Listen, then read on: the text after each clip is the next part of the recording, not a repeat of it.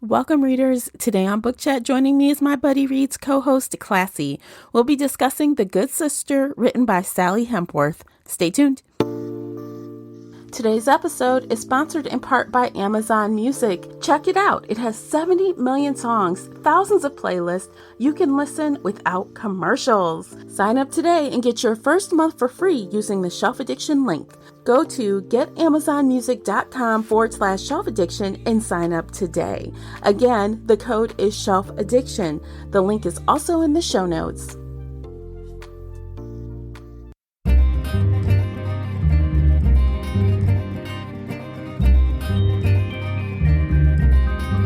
Hey everyone, I am your host, Tamara Ford, and thank you for downloading this month's Buddy Read discussion featured here on the Shelf Addiction podcast. If you're new here, every week we get bookish with book discussions, book reviews, shelf bites, and more. If you're wondering what is a Buddy Read, this is a feature where Classy and I select a thriller or mystery title that we both are interested in. Then we have a candid conversation about that book or audiobook. We even discuss it in our Facebook group, Shelf Addiction Official, during a live chat. So grab a glass of wine, a cocktail, a cup of tea or coffee, whatever your drink of choice is, and settle in for this fun discussion. As always with book chats, there is a spoiler alert in effect, so you've been warned. If you enjoyed today's episode, please support this podcast by sharing it with your book nerd friends or on your favorite social media space. That will really help me out, and I appreciate you for doing it. The uncut video version of this podcast is available now on Patreon. Join us there for exclusive videos, including this podcast after show. If you'd like to support the show in other ways, please consider doing that by supporting our sponsors. By supporting them, you are supporting us. Check out all of the sponsors at shelfaddiction.com/sponsors. If you've read the book or listened to the audiobook and would like to weigh in on this conversation, be sure to join the Facebook group Shelf Addiction Official. I hope to hear your thoughts on this discussion. Links for everything I've mentioned are in the show notes, so let's get going. We've got a lot to cover today, so we are going to get started. Joining me is the Buddy Read feature co-host, Classy Green from the Bookish Virtual Assistant. Welcome back, Classy. Hi, Tamara. How are you? I'm doing good. How are you doing? I'm doing pretty good. Can't complain. Is it cold enough for you yet? It's November. Yeah. My toes, yeah. It's 49 degrees here, but yeah, my toes were pretty chill today, and I turned up the heat. I know. I can't do the cold. Let me tell you a funny story. So, I've been in Atlanta for the last couple months. So now I'm back in Michigan, and it said the temperature was like 40 degrees or something. And I'm like, oh my God, that's cold. So I put on my coat. I put on a nice, cute scarf. I was looking Instagram ready with my fall outfit, went out. I was outside 15 minutes. I'm like, why am I sweating in a sweater? Why am I sweating? I'm like, this scarf is heavier than I remember. I'm like, it was a mess. Oh, your body had adjusted, huh? Yeah, it adjusted quick. Because I was cold sitting around my house. My house was 72 degrees and I was cold. So I thought, well, I'll surely be freezing outside. But apparently the scarf I picked was like full on wool. It looks super cute, but I was sub-zero weather scarf, and I was like, oh, I gotta take this off. I'm about to start sweating. Yeah, it's like, that's not a fall sweater, that's a winter sweater.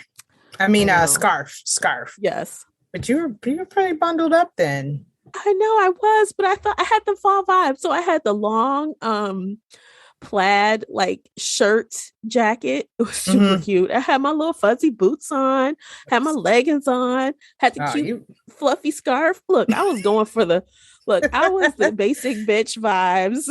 I had my little top messy bun. I'm like, and got warm. And had to take, I was like, I had to take this. Yes, I had to take the scarf off. I'm like, I can't do it. Oh, I can't do it. Did you get a cute pic though? No, I couldn't even do it. I was sweating too damn hard. I'm like, oh God. She's like, okay, anyway, I'm not for this life yet. What a mess. Okay, so I guess that just proves that maybe I am a northern girl after all, because I went outside and was like, I'm hot. Yeah. So you're like, Atlanta's only for brief moments. Yes. Ooh. Yes. But anywho, I thought that was a little funny thing to share. So anyway, let's get started with this, you guys. Before we start today's discussion, if you want to see the after show that goes along with this, head on over to Patreon and give it a watch. It's available right now. Today, we are discussing the book The Good Sister by Sally Hempworth, narrated by Barry Krinick. I hope that's how it's said. That's how it's spelled. Published April 13th, 2021 by St. Martin's Press and Macmillan Audio. The hardcover comes in at 309 pages, and the unabridged audio length is 8 hours and 19 minutes. Classy, would you so kindly share the synopsis? Absolutely. The Good Sister by Sally Hempworth. There's only been one time that Rose couldn't stop me from doing the wrong thing, and that was a mistake that will haunt me for the rest of my life. Fern Castle works in her local library. She has dinner with her twin sister Rose 3 nights a week, and she avoids crowds, bright lights, and loud noises as much as possible. Fern has a carefully structured life, and disrupting her routine can be dangerous. When Rose discovers that she cannot get pregnant, Fern sees her chance to pay her sister back for everything Rose has done for her. Fern can have a baby for Rose. She just needs to find a father. Simple. Fern's mission will shake the foundation of the life she has carefully built for herself and stir up dark secrets from the past. In this quirky, rich, and shocking story of what families keep hidden. That was a weird last paragraph. Yeah, I digress.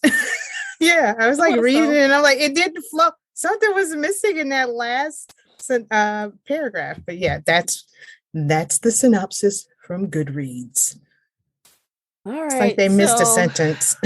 Yeah, it definitely needed some like fluffing or something by the person who did the synopsis. It was weird. It was weird. And I think the book was a little weird. It's tagged as a thriller. People tag it as suspense too and mystery. I don't know. It wasn't really any of those to me. I didn't even feel, I don't know. I'm reading the story. I'm understanding what's happening. I'm finding it utterly predictable. Utterly. Yeah. That's an understatement. Yeah, it was very basic in its story. I was trying to find if I could connect with Fern. She seemed to be like the main narrator. She had most of the page. And I guess she's not diagnosed, but based on the plot and the things we read about her, she's on the spectrum. She's got to be. Yeah. She's got like a lot of sensory, like processing things going on. Right. And I'm like, I really wanted to like Fern. It didn't hit. And I definitely didn't like Rose. And I'm like, why don't I like Rose either? Yeah. No. And I get like this is a very popular character to write at this time. You had Helen Hoying who did it with, oh God, The Kiss Quotient, was it? With Helen, she wasn't one of the first ones, but probably one of the first like in romance where you had this person who was on the spectrum. And she wrote a very good character that I did find myself loving or really liking her. And Fern, and I think I've told you this before, I've worked with Asperger autistic students before, and Fern is classic, no doubt. She did write her as a classic adult Asperger person, but there weren't any qualities, like you said, to like her as a main character.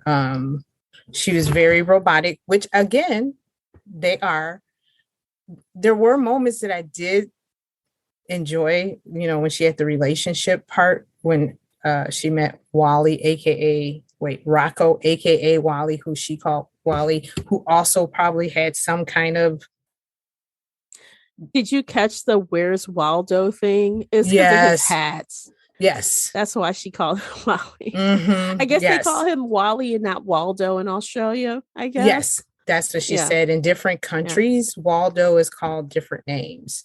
Yeah. So, but yeah, and he was kind of on the spectrum. He had some, some I won't say issues, but he had some things too some sensory issues, and he didn't like to be touched. But their relationship, I found that to be kind of cute. Like she was like, I think I had an orgasm, I'm not sure. And then they researched it. We looked it up, we Googled it. And then we did it again just to make sure we were right. I know. That was hilarious. Yeah, that was hilarious. Awesome. And when I read that, I was like, yeah, I could see them doing that. Like, because she's like, I've done this before, but it just didn't feel this way, and it's making me giggle. And so that was probably like my one thing that I really did like about how she wrote Fern. And I think she probably tried to write her to be unlikable, to give us that suspense the mystery thriller kind of feel to it, but I wasn't buying it. I didn't feel anything off about Fern. I didn't feel like, what's wrong with her? I wasn't waiting for the shoe to drop with Fern. I just didn't feel it at all. Nope. And no, because she was cutting dry. She was cutting dry. Yeah. She kept saying, oh, I can't be trusted. And I feel like anytime the character has to like verbally tell me, oh, I can't be trusted. Oh, this happened. I mean, I'm like, it's just not working. You can't be trusted with what? And then like the whole. So this is toward the end of the story, but y'all, she ended up pregnant. As the synopsis says, she tries to get pregnant, right? Mm-hmm. She has this baby, and the poor woman, I felt bad for her. The poor woman, obviously she doesn't trust her sister anymore because Wally has told her some things, and some other things have kind of come to her memory. And she takes her baby and leaves the hospital. And the police do a welfare check on her. And this woman thinks she's about to be arrested for kidnapping. Yes. I'm like, girl, you can't kidnap your own baby. You didn't sign anything. But I mean, the way her sister put it in her head, I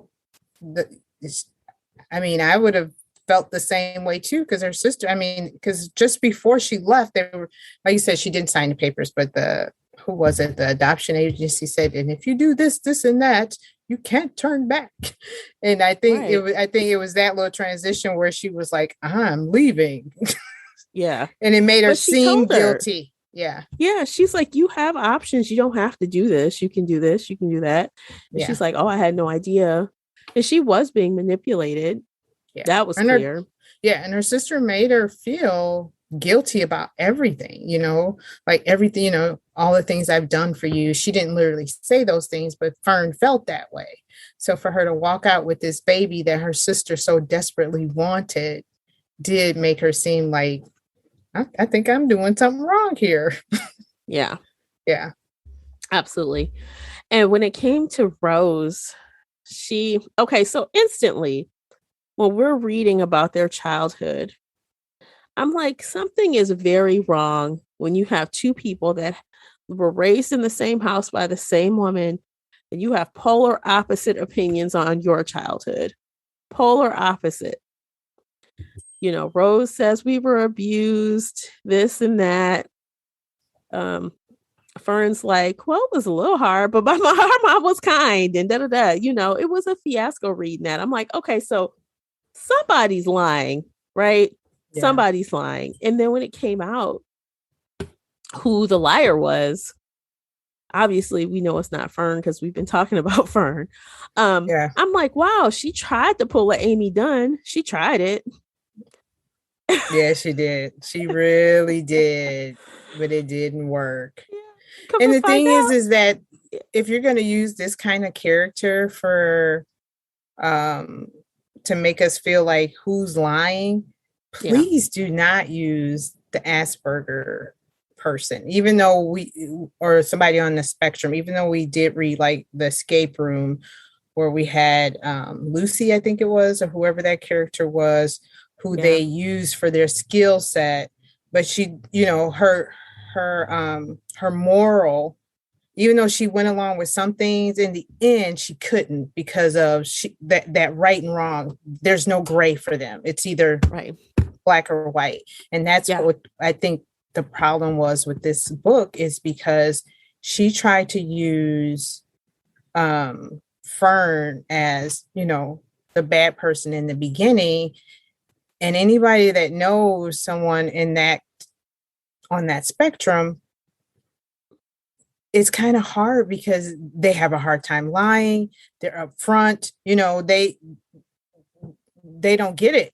So to make her out to be bad like that, and granted, she did kill, but she only killed because of somebody told her to do something, but she didn't think she was killing. Yeah, you know what I mean? She trusts her sister so much. Mm-hmm. She, in her mind, okay, you guys, we're going to talk about this murder. Let's just talk about the murder. So when they were kids, and they were like, what, 12 or 13 or something like that? It was a little bit before that because mom OD'd when they were 12. And that's when yes, maybe 10 or 11. 10 or 11, yeah. Mm-hmm. So you guys, y'all know it's like, what, 4th, 5th grade, somewhere around there. Yeah. The girl, Fern, trusted her sister. They were hanging out with the mom's new boyfriend and her son. And of course, the son had a little crush on Fern because she was beating him and holding her breath under the water. That dumb stuff. And of course, Rose is jealous. So she's like, oh, I'll fix that. She sees them kissing and she's like, oh, I'll handle that. So she convinces Fern to help him win because, boys want to win. They don't want to lose.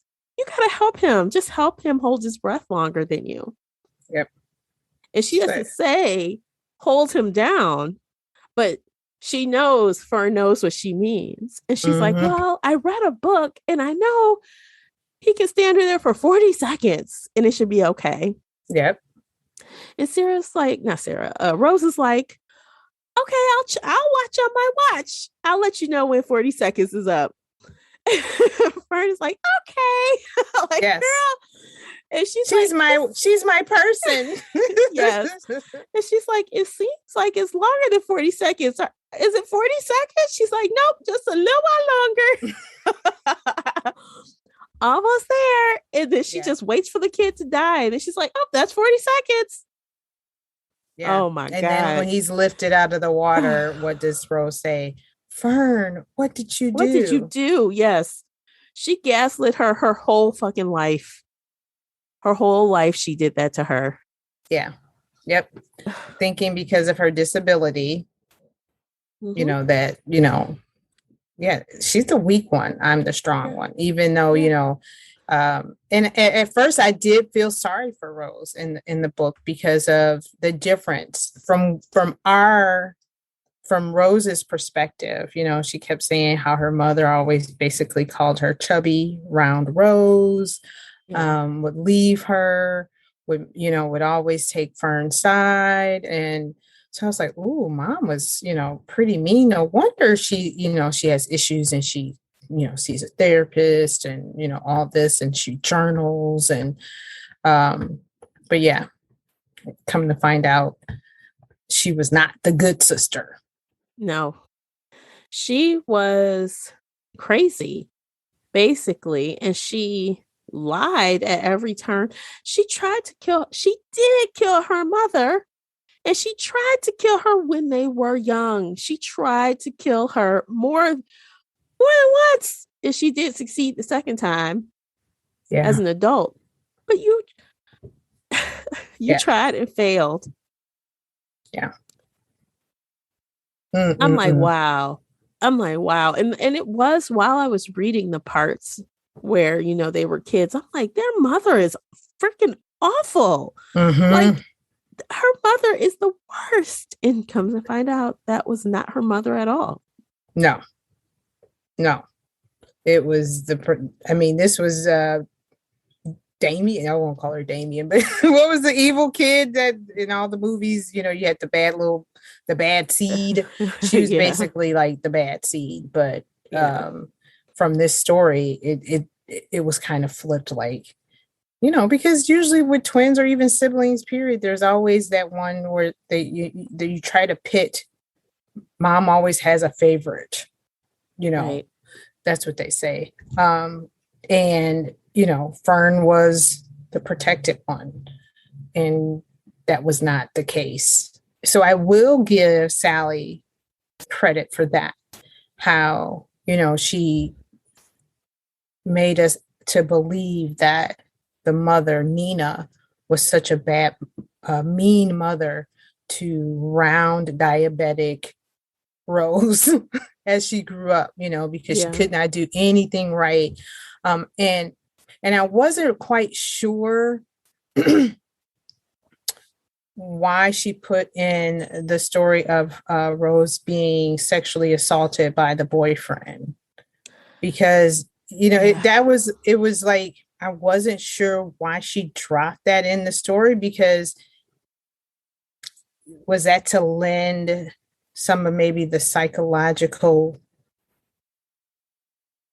torture or whatever she felt as an adult, because prior to that, it was all about mom, and this is what happened. And this is why I am like I am, because my mom was like this. And then you threw in, the sexual assault, and maybe she was blaming mom because mom didn't protect her. Now that I say it out loud. So maybe that was that, but I was a little confused with that storyline being thrown in there. I felt like it could have been left out, because it didn't really add anything to the story. There was no point. There was no payoff, no point of it. No, not at all. Because at one point, would have been the payoff with that storyline if that boyfriend that was touching was the one that was drowned. Because at one point I thought, oh, was that? Did they kill him? Yeah.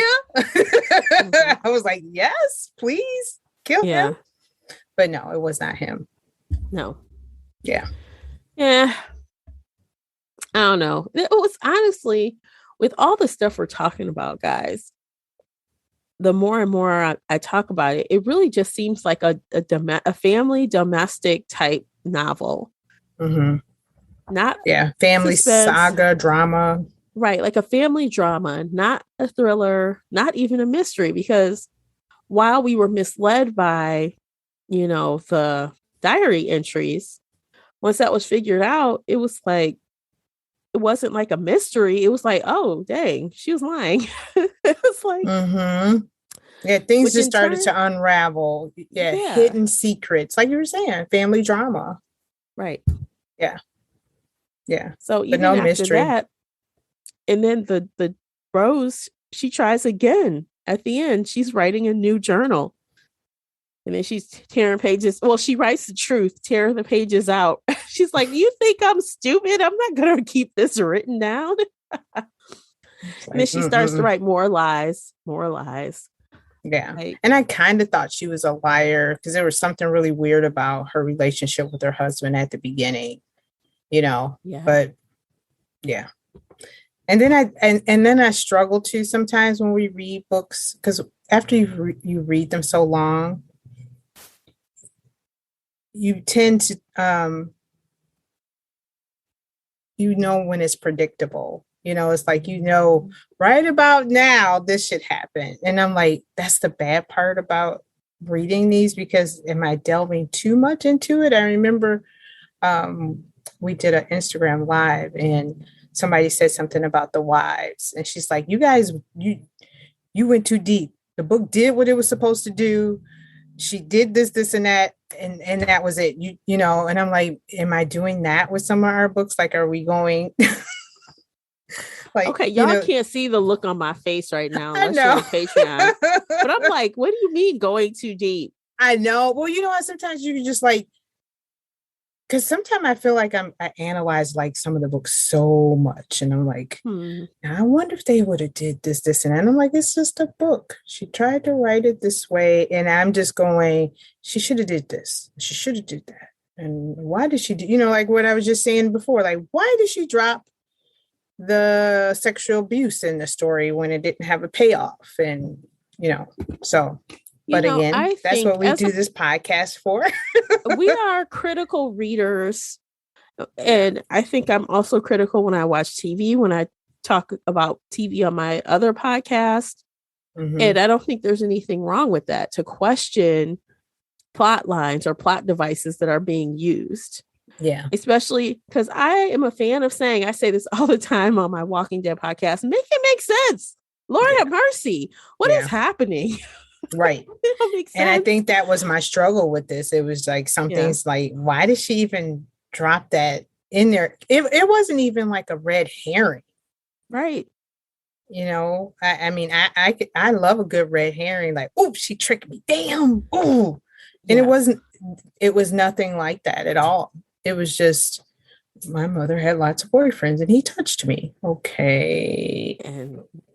And why did you tell me that? Right. Did somebody kick his ass?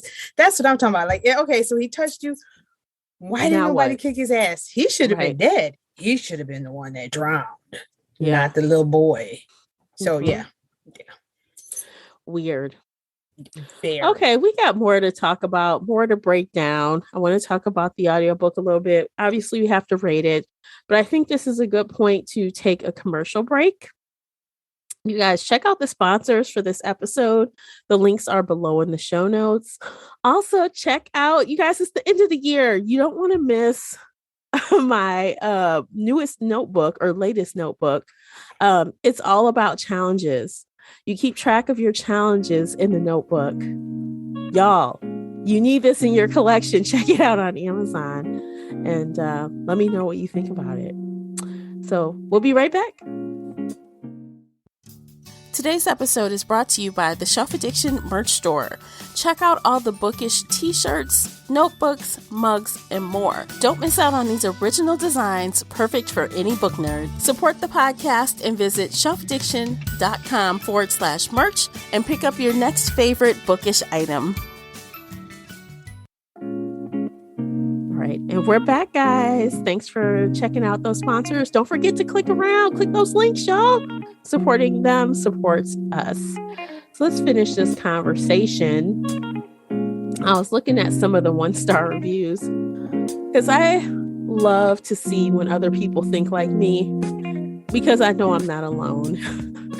Right? Because I'm like, this is a 4.19. No, it's not at all. And I feel like this is so many of these books out here are getting high ratings because people get the books from publishers. Ding, ding, ding.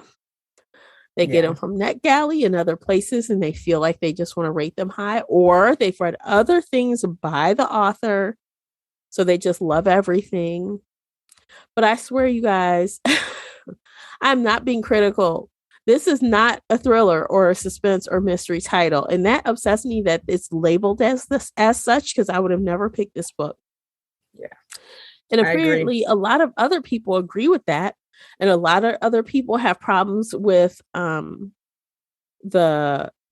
rape, that whole rapey thing going on with that guy. People have problems with other plot devices, because that happened, according to Rose, like the whole shower bedroom scene. Mm-hmm. Like, I know. There's a lot of things wrong. But with that said, maybe if you're not a critical reader, is that rude that you're not a critical reader? I don't know. I'm not trying to be rude. Are you throwing shade over there? I'm not trying to be rude, but I'm saying, like, sometimes, and I do know one or two people that seem to like everything. If you're that person and nothing really bothers you and almost everything you read you like, you'll probably like this. Yeah. No shade, really. I promise. I love you. Right. No shade. Yeah. Right. you know? And that's how I felt like, yeah. If you're not critical and you just want something easy breezy to you, this is a story for you. Yeah. If you don't want to tear it apart, or okay, I want to tear it apart, think critically and kind of, recognize some red flags and some things that just don't make sense, like you just said, or that aren't wrapped right or brought to a close correctly. This is not the book for you. No. I like that you said that if you are a critical thinker, reader, it's not, just pass. You're gonna be like, what? Yeah. And like you said, if this was marked family drama, we wouldn't have picked it, because it wasn't thrilling. There was nothing. I was not on the edge of my seat. I was not like waiting for something to happen. We knew who the baby daddy was. We knew, you know what I mean? We knew poorly executed plot twist, if you want to call it a plot twist. Right. So it wasn't nothing exciting. No. Even the unraveling at the end of the lie, it really wasn't surprising. No. You have two sisters, the good sister, the bad sister. So we knew it had to be one of them. Yeah. So it wasn't. It's like, I swear, I think of the most random stuff. Like, what's it called? Was it The Good Son with Macaulay Culkin? Mm-hmm. I think so. Yeah. That's Rose. Like, that character is Rose as a that's kid. Who I was thinking around. of. Yep. When I was saying Damon or the bad seed. Yes. Yeah. That's who I was thinking. Yep. Yeah. Like, he went around like just hurting people under the guise of, oh, did I do that? And did I accidentally pushed her in that hole of ice? I didn't mean for her to drown. I counted an extra 10 seconds. Oh, yes, I'm sorry. Yes. Oh, he's dead. Oh, Rose. Like, oh, Fern, what did you do? Oh my gosh. And then to find out at the end, the boyfriend, Wally, puts all of this together for Fern because she can't seem to think for herself at all. It's like she kind of has some tidbits, but he's literally putting it together. She admits, I set out to get pregnant by you, but then it was more. And he's like, oh, she's so smart. She got you to do that. No boundaries, right? She doesn't understand where you start and she begins. Yeah. Right. Yeah. So he had to tell her everything. It's just, I don't know. Yeah. I don't know. What would she do without Wally? She'd still be like, my sister. This would have been a perfect Lifetime movie. Yeah. This is a Lifetime movie book. Totally. Yeah. This is not something that we would find like Netflix. No, this is totally Lifetime.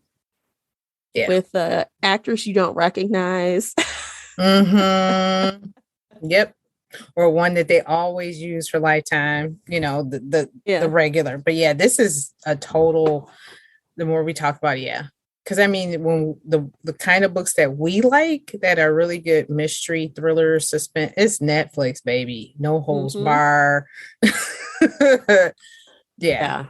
This is definitely a Lifetime book. Mm-hmm. Yeah. Yeah. Oh my gosh. And the unreliable narrator only goes so far, especially I think that was like the linchpin she was trying to rely on, was the unreliable narrator. But she had two unreliable narrators, I guess. Yeah. Until a certain point. Because, even we find out, like I said, Rose was gaslighting her sister her entire life. Like, she was tee-heeing and laughing about her dog possibly dying because she said, Fern, we agreed you were going to feed the dog. Yeah. And I knew something was wrong there because this girl is so on it with routines that that's something she would not. I mean, she was pissed off when she got up late and wasn't on time to do her yoga at 7. Right. So I'm like, and I'm sorry, and Fern never figured out, like she was never able to figure out that she didn't have these conversations just because Rose told her, oh, you must have forgot, or we had that conversation, or, you know, she just believed Rose no matter what, to her own detriment. Yeah. Well, and the thing is that because she didn't have the social skills, you know, she didn't really have friends. As she said before, Rose was her person. So, you know, and she did all these things and protected her. And the biggest thing is she kept that big secret. And, you know, that was what was looming over Fern, is this secret. And it was a huge ass secret. You killed somebody, you know, with the help of your sister, but you did kill somebody. And I think that probably was that, you know, that hold that Rose had over Fern. That, yeah, I know what you did last summer. I know what you did. I know what you did, girl. You can only trust me. You can only rely on me. Because look, I protected you. Nobody would protect you like me. And, you know, kind of once she revealed that secret to Wally, it kind of lifted a little bit off of her, because he still loved her and, I mean, you know, wanted to be around her. But again, she could not let go of, you know, that twin and that connection that they had. Honestly, I'm surprised a twin could actually treat another twin like that. Like, I always had, I guess, a perceived notion that twins are closer than anything. Fraternal twins, you know, whatever. They're always close because they were in the womb together. I mean, I can't imagine someone actually trying to take out their own sister, have her own sister go to jail, or, you know, I've seen it before. And they weren't twins, but yeah, I mean, you'd think so, but I think the thing is, and what she tried to do here was the jealousy thing. And I don't think it worked well enough, you know, the jealousy. Well, what was she jealous of exactly? It was just, you know, I think the attention that the mother gave, and that's again, the unreliable narrator from what we thought. You know, Rose thought that her mother gave Fern more attention. And then the boy, because the boy liked Rose at first, weren't they, like hanging out together and kissing and drinking beer, and then all of a sudden he started giving Fern the attention because Fern was good at all the games. Yeah. So I think that's right. But yeah. I don't know. She could have took that boy out without making her sister be the murderer. Like, come on. I know. Like, trip him or something. They, like I said, they should have killed dude that was touching. But anyway. Yeah. If you're going to drop him, if you're going to drop that storyline in there, let's do something with the perp. Let's do something with him. Like, please. Preferably knock him off. I know. Since you're going to have us read that. I mean, that scene was kind of detailed. Like, I mean, it wasn't, you know, very outrageous, but you knew what the heck was going on. Definitely. Yep. It was gross. It was all gross reading and he those got scenes. away. And he got away. Right. My thing is if I'm a writer and that is brought up, he's dead. Oh, something's he's dead. That little innocent boy who just happened to like my sister, why did he have to die? Right. He did not have to die. He could have got tripped. He could have, you know, they could have let him stay just a little, you know, until he's like, and then let him up. But you know, that is the truth. Look, all she had to do was trip his ass down some rocks or something. He would have had a broken bone and he would have been carried off, and it would have been problem solved. Thank you.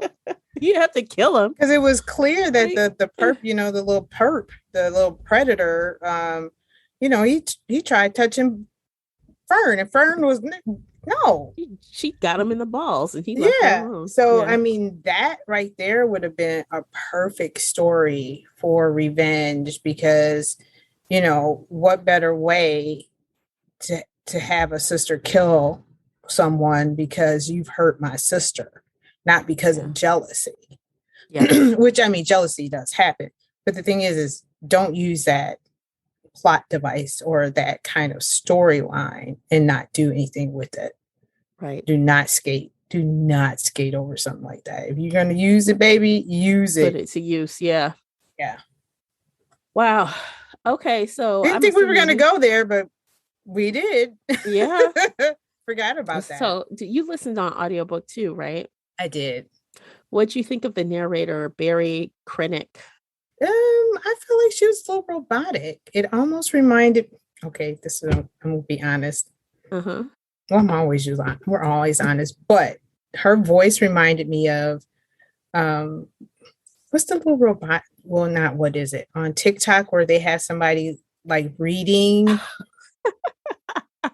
This is so and so when you do this, that voice on TikTok, right? Yeah, because I was watching a TikTok video and I'm like, she sounds just like that person. It was, she was. That's funny. I did not like the narrator. I felt like she didn't bring any type of emotion to the story. It was just, she just read to me. She just read the story. Well, I could tell Fern's parts from Rose's parts because Rose, she did, I think, change her voice a little bit with Rose from the robotic, because I think she was doing robotic on purpose for Fern. Okay. But, when she switched to Rose, I could tell a difference. It was like more smooth, but it wasn't the best narration I'd ever heard. I'll say it that way. Yeah. Yeah. And I did have to speed it up, as I always do. I speed up most things nowadays. Mm-hmm. I just because I did 1.5 and it was just like, so then I sped it to 1.8 and it was doable. But yeah, she wasn't my favorite. And yeah, you're right. She probably did do it in a more of a robotic voice for Fern, who was kind of straight and narrow. It's this. That's not a question. You didn't ask me a question. So yeah. Right. But yeah.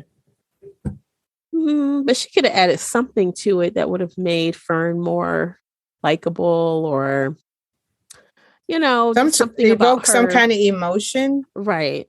Exactly. Yeah. Mm-hmm. But she didn't. No. No. Yeah, I feel like it seemed like a lot of people really liked the mother-in-law from the same author. But I'm not sure I'm gonna want to do it. It's the same narrator as well. Oh, no. And I have a feeling that it's going to be another family drama just with the name. It's not going to be a thriller, suspense, mystery like we're looking for. Yes. I think this book is in the vein of, I feel like she might be more like a Leanne Moriarty writer. You know how back in the day she's done some stuff that was suspenseful, but now everything she does is a freaking family drama. Like I read Apples Never Fall, and it was supposed to be, killers on a tennis court. What happened? Like 50 years later, the mother's gone. What happened? And that was a fucking family drama, dude. A long ass family drama. I'm like, I am mad. I think I'm almost done with her. I feel like I've given her enough tries. But did you like it? A lot of people liked it. I liked it. Did you like it as a family drama? Let me see what I rated it, because I feel like it was too long. And I actually talked about this a little bit on one of my YouTube videos. It was definitely too long. I rated it 3 out of 5. Okay. There were a lot of siblings because, she likes to throw a lot of characters in her books. Yeah. So she has a lot of siblings, a lot of different things going on. And then when you find out, I swear to God, I swear y'all, okay. A lot of people tag this thriller mystery. It is not. Just like this book. It is not. But the mother is gone. Spoiler alert. Skip 30 seconds if you don't want to know. The mother comes back and her ass was on a fucking retreat. Everybody thought she was dead. That was the dumbest shit ever. Okay, sorry. I just could not resist. I'm like, that was the dumbest. She's like, spoiler alert. Yeah. Sorry, y'all. Y'all didn't know you were going to get that, but I couldn't even help it. I was so put out by that. Like, just, I was so disappointed. I'm like thinking one thing is going to happen. I'm like, what the WTF? Okay, I'm done with you. I'm done with you. And I feel like Sally Hempworth, I might be done with you too. I think I'm done too. You know, just can't do it. Stop misrepresenting what these books the mislabeling or whatever. Yeah. No, I'll pass. Yeah, and I'm scrolling the 5 and 4 stars, and they're all, oh, I got a copy from the publisher. Look at my pretty book. Oh, I got a copy. I cannot trust people. I do not trust people who get arcs and stuff. They just lie. Why do they lie? Like, they outright lie.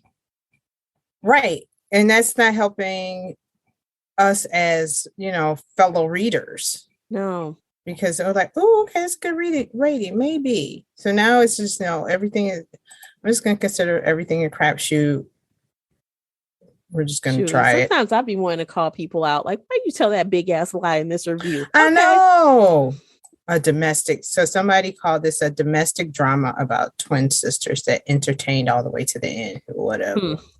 Domestic drama was right. Someone said psychological thriller. No. And they gave it 5 stars. Oh my God. I think some people need to really understand what psychological thriller means. Mystery. What does mystery mean? Right. Let's read some definitions, y'all. Yeah, please. Please. A mystery means we're trying to solve something, figure it out. I feel like we've had quite a few of these this year. We've had a couple of misses as far as our genre. Like, we're trying to hit a specific genre, corner of the market, and we're missing it. Yeah. And I don't know if it's Goodreads or just even the publishers or whoever, when they're putting out these books, they're not labeling them correctly. They're doing that misleading thing where, like, it's a cross between, Good Girl, Gone Girl and so, or Get Out, and just, is it a mystery? Is it a thriller? Is it a suspense? Quit trying to make it a hybrid of 2 books or, or the next best. So yeah, I think that's probably where we've kind of missed our mark with the books that we really are in the market or for our podcast. Yes. So. And honestly, if it weren't for the podcast, I might have not finished it. I might have given up about a third in and been like, okay, next. Yeah.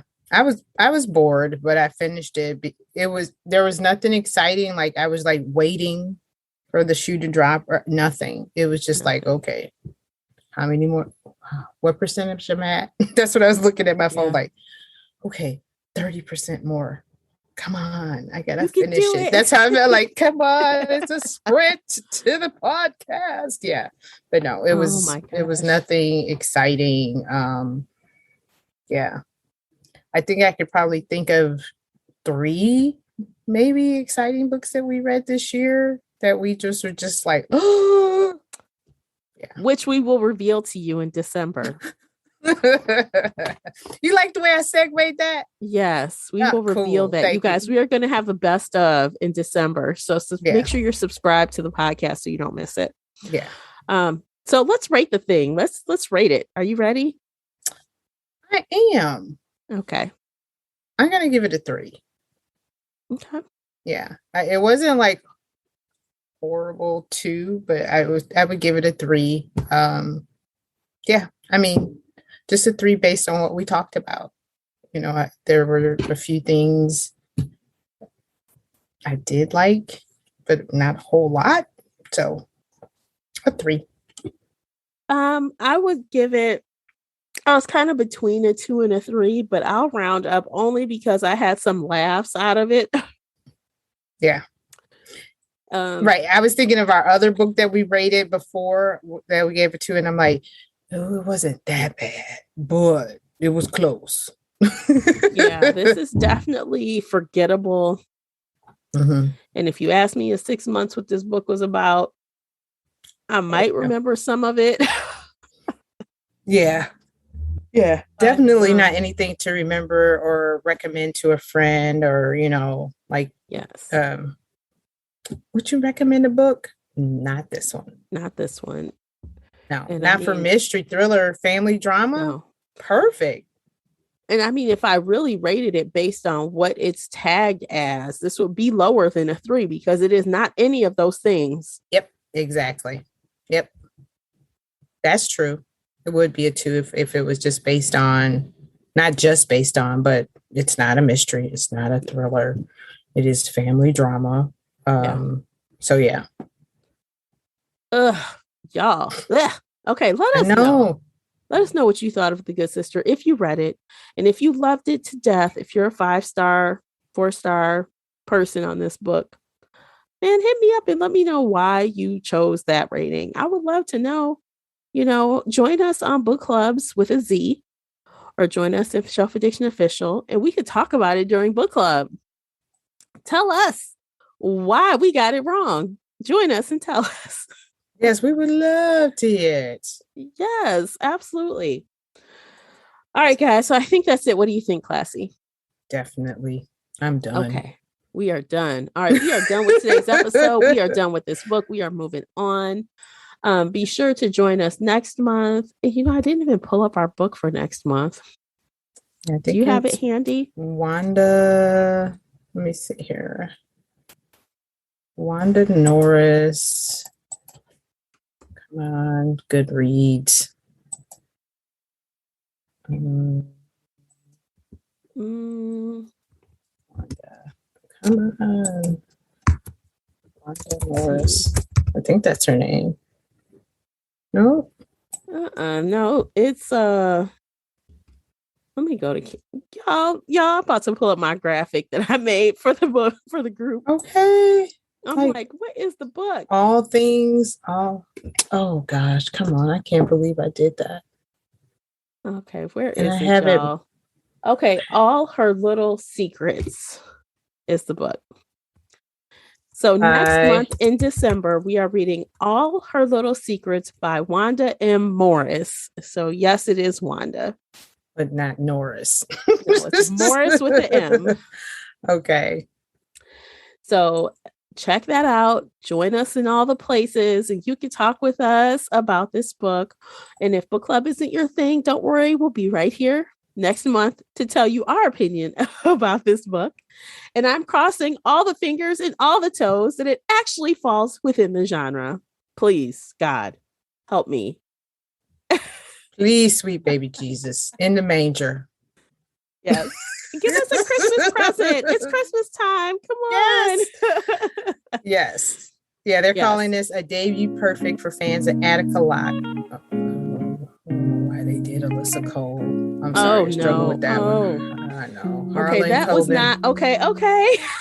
Don't get going on that. Y'all can go back and listen to that podcast too. I think we did a podcast on that book.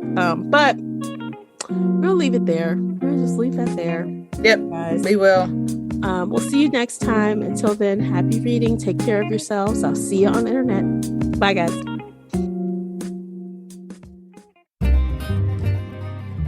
If you enjoyed today's episode and would like to show your support, there are a few things you can do. Head on over to Apple Podcasts and leave a positive 5-star review, or like this episode on your favorite podcast player. It seems so simple, but it really helps me out. You can share this podcast with other book nerd friends or on your favorite social media space. You can also join the Shelf Addiction Patreon family. For as little as $2 a month, you will help us produce even more awesome content for your ears. You can also consider joining the Shelf Addiction Official Facebook group, where we talk all things bookish and more in a safe space. The Shelf Addiction Podcast is a part of the Nerdy Maven Network. You can also reach us via email at info@shelfaddiction.com. Thank you for listening.